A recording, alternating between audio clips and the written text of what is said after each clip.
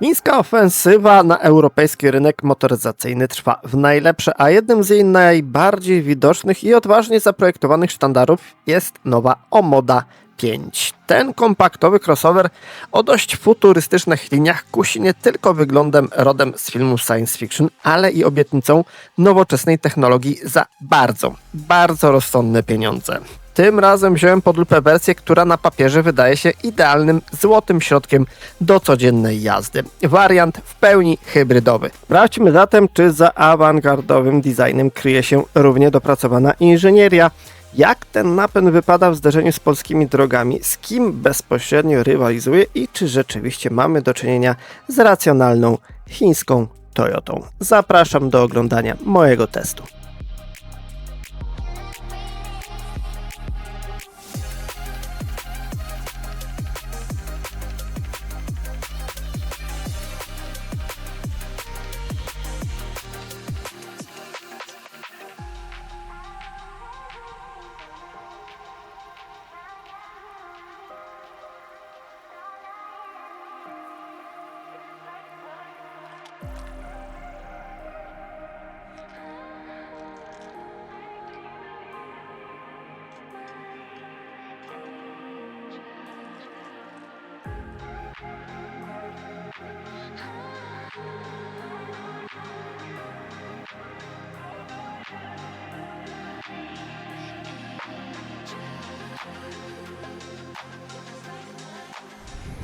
Okej, koniec oglądania, czas przejść do konkretów, zaczynając od bagażnika. Tutaj niespecjalnie będzie co oglądać. Trochę szkoda, że producent nie poświęcił kufrowi nieco więcej uwagi.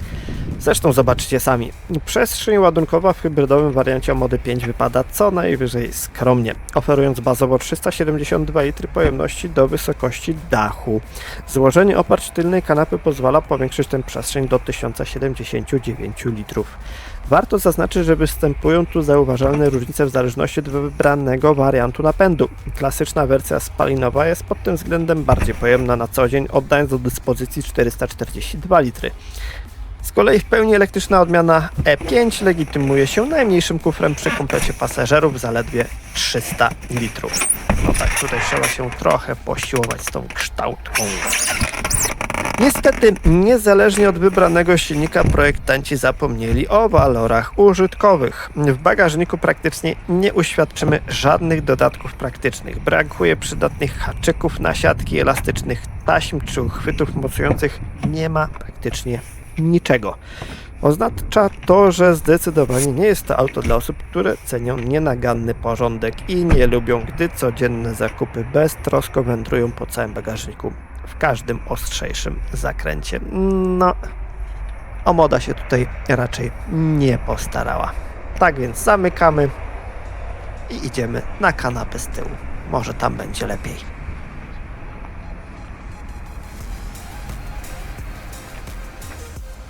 W większości chińskich aut mamy do czynienia z przyjemnymi materiałami również z tyłu, więc zwrócimy na to szczególną uwagę, ale najpierw Isofix. Dobrze dostępny pod zaślepką, która się nie zgubi. Za to plus. A teraz zajmujemy miejsce i oceniamy przestrzeń. Nie jestem tak wysoki jak Bartek Urban z Autowizja, więc moje 175 cm wzrostu nie imponują, ale czasami nawet ja mam problemy z zajęciem miejsca z tyłu. Tutaj jest znośnie, ale pod fotelem z przodu nie zmieszczę nawet sportowych butów, więc zimowe odpadają. Miejsca nad głową jest sporo, choć niektórzy mogą już uderzać w słupek C. Są nawiewy na tył, są jakieś guziczki, nie wiem od czego, są porty USB A i C. Tunel środkowy jest bardzo niski, są kieszenie w drzwiach, ładnie wyprofilowane miejsca, no i obszerny podłokietnik bez przejścia do bagażnika na dłuższe przedmioty. Jest światełko, są haczyki i uchwyty, więc wszystko na swoim miejscu. Jakość materiałów? No jest całkiem nieźle, chociaż tutaj nie ma jakoś dużo pianki. Tu oczywiście jest połyskujące i wszystko się brudzi i błyszczy. Tu trochę twardo, no właśnie, o tym już będę wspominał później. Jakość spasowania niektórych elementów nie jest najlepsza. Tutaj też coś trochę trzeszczy. Dobra, ale miejmy to już za sobą. Kanapa z głowy. Przejdźmy na fotel z przodu. No ale zanim zajmiemy miejsce w tych bardzo ładnie wyglądających fotelach jeszcze rzut oka na kanapę z tyłu. Miejsca jest wystarczająco, no nie ma się do czego czepić, chociaż jak już wspomniałem, pod maksymalnie opuszczonym fotelem buty się po prostu nie mieszczą. Ale zamykamy drzwi. A nie będę się zapinał. Odpalamy silnik i sprawdzamy, co tu się dzieje. A dzieje się sporo.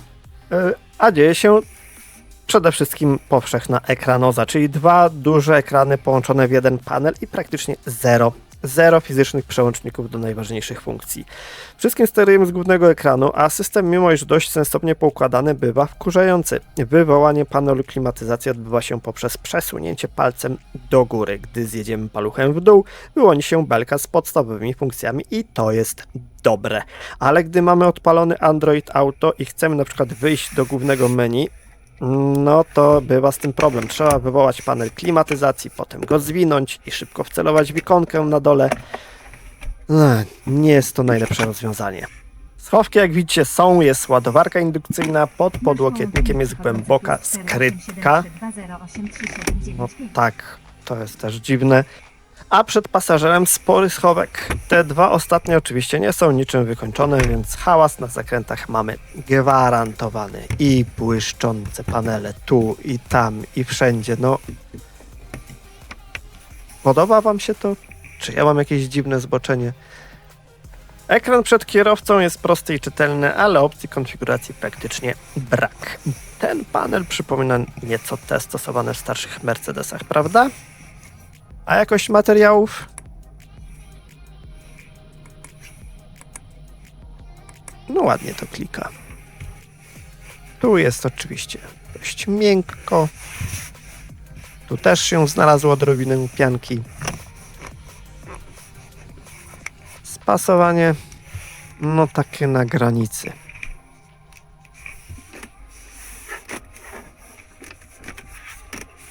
No to już tak średnio. Tu jeszcze mamy półeczkę z portami USB A i C.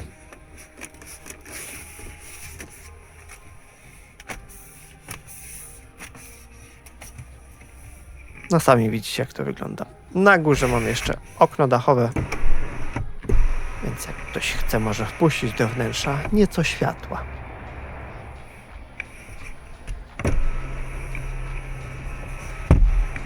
No dobra. To chyba tyle z przedniej części auta. Jeszcze rzut oka po wnętrzu i zaglądamy pod maskę.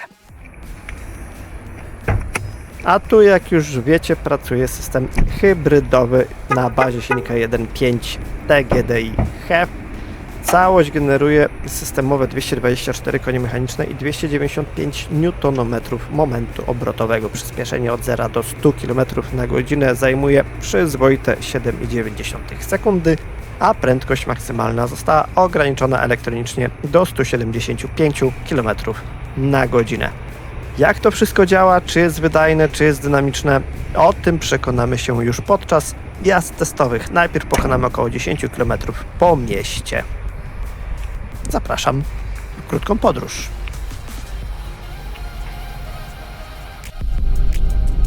I witam ponownie już zza kierownicy Omody 5 Hybrid z napędem 1.5 TGDI HEV o mocy 224 koni mechanicznych. Najpierw pokonamy około 10 km spokojnym tempem po mieście i potem sprawdzimy wynik i z tym wynikiem będzie pewien problem, bo chińskie auta mają jakieś dziwne komputery pokładowe. Albo nie da się ich zresetować, albo pokazują wartości na przykład z ostatnich 50 km, albo pokazują konkretnie, ile paliwa zużyto od poprzedniego resetu. Tak jest w naszej testowej Omodzie, więc po 10 km sprawdzimy, ile według komputera zużyliśmy paliwa i postaramy się to mniej więcej wyliczyć. Według przyjętej normy to jest litry na 100 km. Jakoś sobie z tym poradzimy, a tymczasem odrobina historii. Choć z tą historią będzie dość krótko, bo historia samej marki to klasyczny przykład błyskawicznej azjatyckiej ekspansji.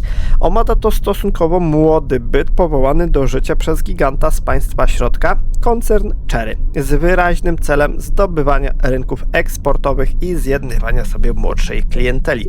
Z zewnątrz samochód robi dość intrygujące pierwsze wrażenie, które trudno pomylić z czymkolwiek innym na drodze. Mamy tu potężny trójwymiarowy grill, bez wyraźnych ramek, który płynnie przechodzi w wąskie, drapieżnie narysowane reflektory w technologii LED. Opadająca linia dachu nadaje sylwetce sporo dynamiki, a tył wieńczy zgrabny, taki sportowy spoiler.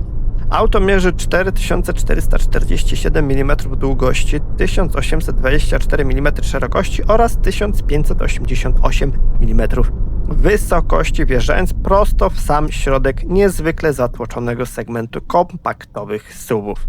Prześwit w wersji hybrydowej wynosi 145 mm, co jest wartością raczej skromną, ale wystarczającą do bezstresowego forsowania miejskich krawężników i spowalniaczy. Ale już skoro jesteśmy we wnętrzu, a tutaj spędzimy dłuższą chwilę, można dojść do wrażenia, że jest tu bardzo cyfrowo i błyszcząco. Wita nas modny, podwójny panel z wyświetlaczami. Zarówno cyfrowy zestaw wskaźników, jak i dotykowy ekran centralnego systemu multimedialnego mają po 12,3 cala przekątnej. W bogatszej wersji premium o nasze uszy dba dedykowany system audio marki, a jakże Sony, wyposażony w 8 głośników. Znajdziemy tu bezprzewodową obsługę Apple CarPlay oraz Android Auto, a także podgrzewane i wentylowane przednie fotele wykończone materiałami przypominającymi skórę. Jak to niektórzy się śmieją, że są z plastikowej krowy. Nie mnie oceniać. Brzmi to wszystko nieźle, ale czar nieco pryska, gdy zaczniemy się temu wnętrzu przyglądać z bliska. Nie czuję, jak rymuje. I jak zaczniemy to wszystko dotykać. W kabinie projektanci użyli stanowczo za dużo błyszczących plastików typu piano black i tego błyszczącego ala drewna jak z babcinej atażerki.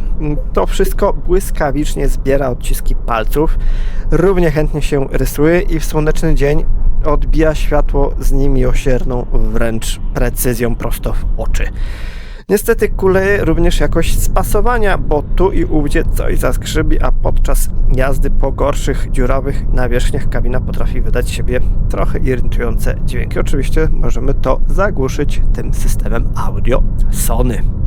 A jeśli chodzi o walory praktyczne, przestrzeń bagażowa wynosi 372 litry z rozłożonymi oparciami tylnej kanapy, co w klasie kompaktowej jest wynikiem co najwyżej przeciętnym. Ale żeby nie było aż tak negatywnie, bo w sumie nie mam do tego auta złego podejścia czy niekorzystnych wrażeń, bo całość sprawia mimo wszystko dość dobre wrażenie. W tej cenie znana konkurencja nie oferuje nawet połowy z tego wyposażenia. Poza tym wiem, że wielu osobom ta stylistyka się po prostu podoba. W sumie gdyby ograniczyć połyskujące powierzchnie i wyprowadzić pod ekranem choć niewielki panel z fizycznym sterowaniem podstawowymi funkcjami, nawet ja nie miałbym do tego auta większych pretensji. No ale przejdźmy do najważniejszego elementu tego wozu, czyli układu napędowego, który wywołuje najwięcej skrajnych emocji. Pod maską pracuje w pełni hybrydowy układ oparty na benzynowym, turbodoładowanym silniku 1.5 TGDI o mocy 143 koni mechanicznych. Współpracuje on z mocnym 204-konnym silnikiem elektrycznym zasilanym z baterii litowo-jonowej o pojemności 1,83 kWh, czyli dość dużym. Łączna moc systemowa tego zestawu to bardzo obiecujące 224 konie mechaniczne, a moment obrotowy to 295 Nm. Osiągi na papierze są w zupełności wystarczające. Sprint od 0 do setki zajmuje 7,9 sekundy, a prędkość maksymalna wynosi 175 km na godzinę. Za przeniesienie napędu na przednią oś odpowiada specyficzna, zautomatyzowana, bezstopniowa przekładnia DHT. W praktyce napęd ten nie należy do tych, których zakochujemy się od pierwszego wciśnięcia pedału gazu. Układ żyje własnym życiem, momentami bywa niezdecydowany, a praca skrzyni biegu wymaga wyrobienia w sobie odrobiny tolerancji i cierpliwości. Problem polega w dużej mierze na oprogramowaniu, które w topowych odmianach oddaje do dyspozycji kierowcy w zasadzie tylko dwa skrajne tryby jazdy. W trybie Eco auto staje się przeraźliwie wręcz leniwe i wymusza bardzo powolne, jednostajne nabieranie prędkości. Na pewno wpływa to pozytywnie na zużycie paliwa, ale czasami po prostu irytuje. Z kolei przełączenie na tryb Sport sprawia, że moda staje się przyzwoicie dynamiczna, usztywnia się układ kierowniczy, a samochód rwie do przodu, ale aż chyba za bardzo. Aż prosiłoby się o złoty środek zwykły tryb normal, który podobno pojawia się w uboższej odmianie w zamian za brak trybu sportowego. Nie rozumiem tego. Ten tryb normal godziłby te dwa światy w codziennej eksploatacji wersji tej topowej, czyli chyba premium, jak dobrze kojarzę. Tak, to wariant premium, ale o tym pomówimy potem. Tymczasem zbliżamy się już do naszych 10-pomiarowych kilometrów, więc zaraz zrobimy małe obliczenia. A więc po pokonaniu 10 km spokojnym tempem po mieście zużyliśmy według komputera pokładowego 0,4 litra paliwa. Ale przyjmujmy, że to będzie pół litra. No brzmi nieźle, ale pomnóżmy to 10 razy i wyjdzie całkiem niezłe 5 litrów na 100 km po mieście. A teraz pokonamy 10 km drogami podmiejskimi przy prędkości od 70 do 100 km na godzinę w zależności od ograniczeń. Po drodze pewnie zdarzą się również jakieś światła, postoje i tak dalej. Ale jedźmy dalej. No i jeszcze wracając do tych trybów jazdy i działania tego układu hybrydowego, mimo tych charakterologicznych dziwactw trzeba przyznać jedno.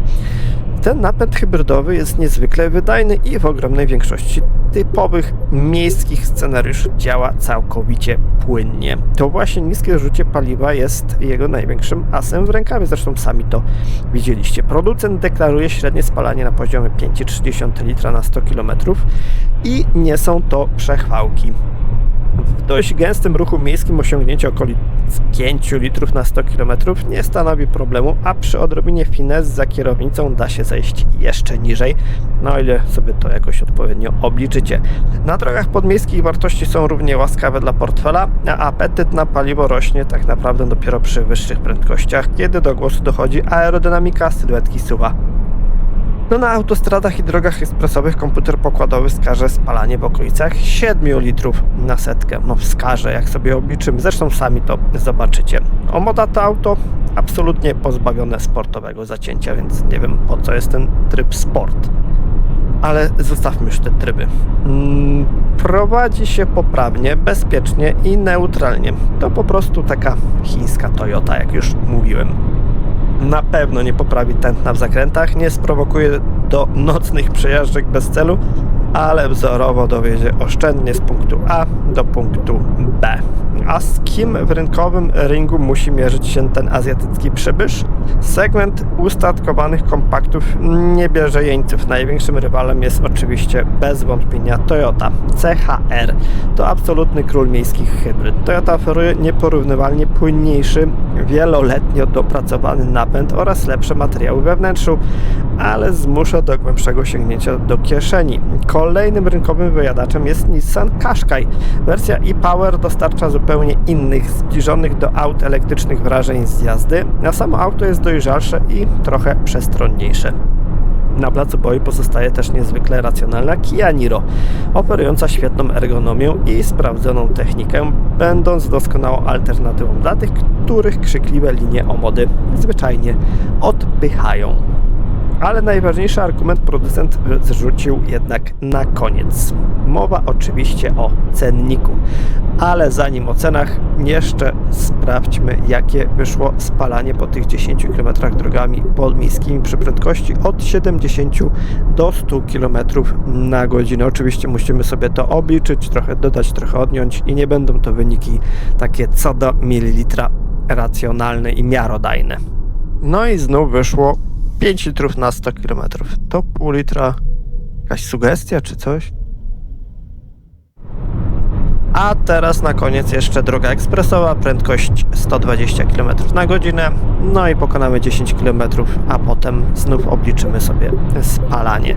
Wracając do naszej Omody, a konkretniej do cen, jak już mówiłem, najważniejszym argumentem jest właśnie Cena. Omoda 5 w wersji hybrydowej występuje w dwóch wariantach wyposażenia: Comfort oraz właśnie Premium. Cena katalogowa za wariant Comfort startuje od 119 500 zł, jednak dzięki polityce rabatowej można ją obniżyć do promocyjnych 116 500 zł w dniu publikacji tego testu, zaznaczam.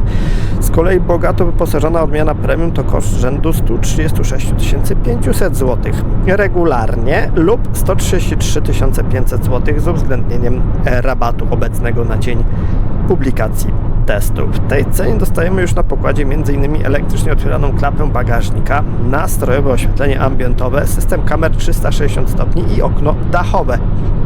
Jak przystało na markę wchodzącą na rynek, do samochodu dorzucana jest spokojna głowa w postaci 7-letniej gwarancji.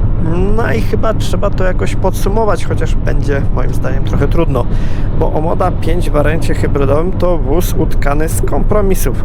Spektakularny, odważny wygląd i wyśmienite wyposażenie standardowe spotykają się tutaj z niedostatkami w jakości montażu wnętrza i trzeszczącymi plastikami, chociaż no można na to przymknąć oko i uszy, bo ta cena jest naprawdę niezła.